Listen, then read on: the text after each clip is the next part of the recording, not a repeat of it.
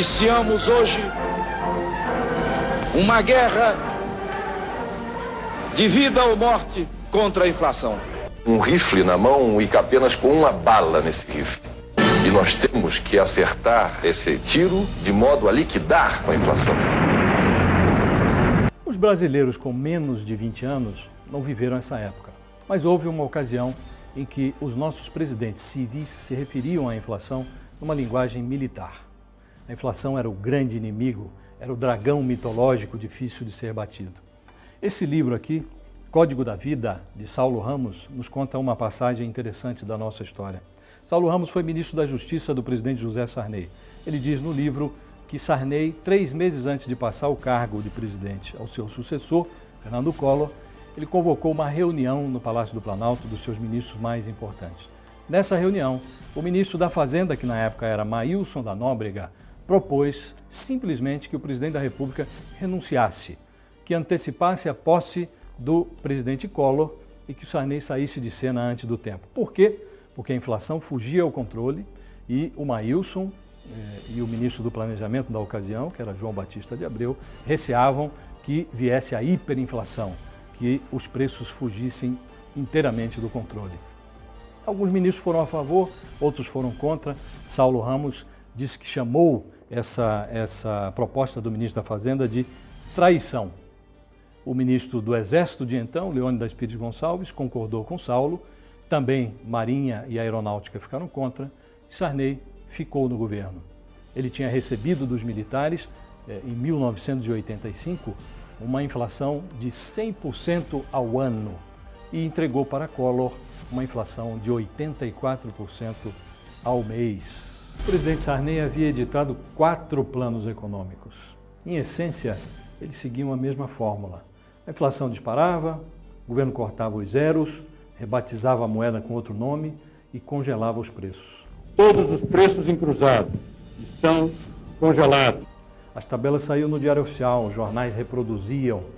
Gente que hoje é muito importante no governo Dilma Rousseff, nessa ocasião tirava onda de repórter e ia conferir os preços. Quando você vinha para o supermercado fazer suas compras, a cada dia, a cada semana, todos os meses, os preços iam aumentando. Você ia comprar um pacote de maisena, um mês depois era 15% a mais. Agora não, nós estamos vivendo o Brasil do cruzado.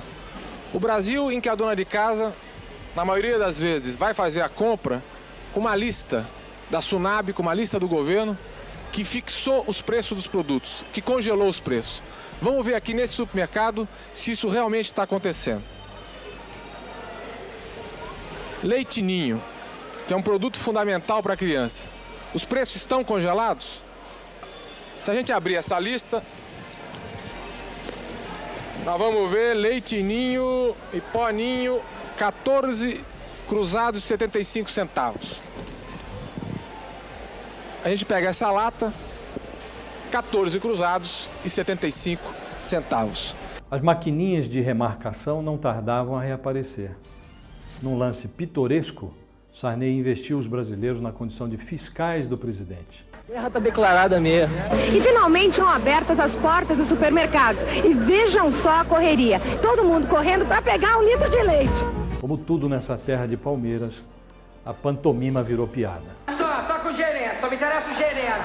Cadê? Minha senhora, sou eu o gerente, o que a senhora deseja? Eu sou fiscal do homem, tá vendo? Sou fiscal do homem. Comprei aqui no seu supermercado um papel higiênico que dizia que tinha 40 metros. Cheguei em casa, medi, tinha 39,5. Não é possível, eu quero meio metro. Herdeiro daquela inflação de 84% que Sarney lhe deixara, Fernando Collor de Mello editou um plano econômico de gelar os ossos. Para resumir a história, se você tivesse mais de 50 mil no banco, tivesse planos de comprar um apartamento, um carro e se casar com a bonitinha do bairro, só lhe restava telefonar para a bonitinha do bairro. Se você tivesse alguma sorte, ela seria a única coisa, a última coisa que lhe restava. Quem tinha ontem 50 mil cruzados pode ir ao banco e sacar 50 mil cruzeiros. Não há nenhuma penalização aos pequenos poupadores. Eu preciso de dinheiro. Um pedaço converte-se em cruzeiro, outro pedaço ficou em cruzado. Esse plano, ele é imexível. Depois que seu tiro saiu pela culatra, Collor foi saído da presidência da República. A corrupção o derrubou. E vou levar até o fim, custe o que custar, doa a quem doer, a bandeira da luta contra a corrupção. Sobreveio Itamar Franco. Em poucos meses, Itamar teve 1, 2, 3 ministros da Fazenda. O quarto foi inesperado, Fernando Henrique Cardoso. Itamar o deslocou da chancelaria para o Ministério da Fazenda. Fernando Henrique reuniu um grupo de economistas seletos, entre eles alguns que haviam participado de fracassos econômicos anteriores. Eles tinham aprendido com os seus erros. Puseram em pé um plano que misturava rigor fiscal, aperto monetário, controle do câmbio e transparência. Dessa vez, não houve congelamento de preços. O salário mínimo, no mês que antecedeu a minha ida para o Banco Central, em agosto de 1993, era 4.638.900 cruzeiros, que era a moeda da época. Esses 4.638.900 cruzeiros tinham um poder de compra equivalente a umas 65 URVs. Nos 15 anos que precederam o lançamento do Plano Real, a inflação brasileira cresceu 20,7 trilhões por cento. Nem todo mundo se deu conta do que ocorria naquele momento no lançamento do Plano Real. Eu vou lembrar uma coisa, quando o Collor lançou o programa dele, imediatamente o povo dava 90% de aceitação do Collor. Né? Eu acho que a gente não pode jogar com essa coisa imediata. É preciso ver no longo prazo se a economia brasileira resiste. É preciso ver no longo prazo. Estou convencido que a economia resiste, que esse plano foi feito com cuidado. Com muita objeção do PT, do PDT, que atrapalharam, mas nós fomos fazer. A estabilização econômica rendeu 2 mandatos a Fernando Henrique. Venceu essas eleições em primeiro turno. Lula só foi eleito pela primeira vez depois de beijar a cruz. Divulgou uma carta aos brasileiros, prometendo manter os pilares da economia e respeitar os contratos. Eleito, ele cumpriu a promessa. É nesse estágio que nós estamos agora. Depois de debelado o surto inflacionário, que roía, sobretudo, o salário dos mais pobres, o governo se tornou pluritemático. Antes era monotemático, só cuidava da inflação. Depois, o brasileiro passou a exigir algo mais. Segurança, saúde, educação. Lula e Dilma puderam se dedicar à área social, fizeram investimentos pesados nessa área.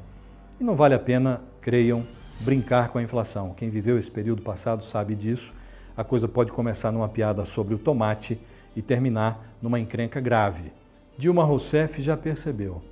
O momento é delicado, qualquer declaração mal posta pode suscitar no mercado dúvidas que logo reclamam uma retificação. Esse receituário que quer matar o doente, em vez de curar a doença, ele é complicado. Você entende? Eu vou acabar com o crescimento no país. Isso daí está datado. Isso eu acho que é uma política superada. Mais tarde, em outra entrevista coletiva, a presidente Dilma Rousseff disse que sua declaração sobre a inflação foi manipulada. Manipulação. Aqui não entra não. A notícia que saiu, ela é manipulada. Eu sou uma pessoa que já escrevi até, e vocês anunciaram, que a inflação, o combate à inflação é um valor em si.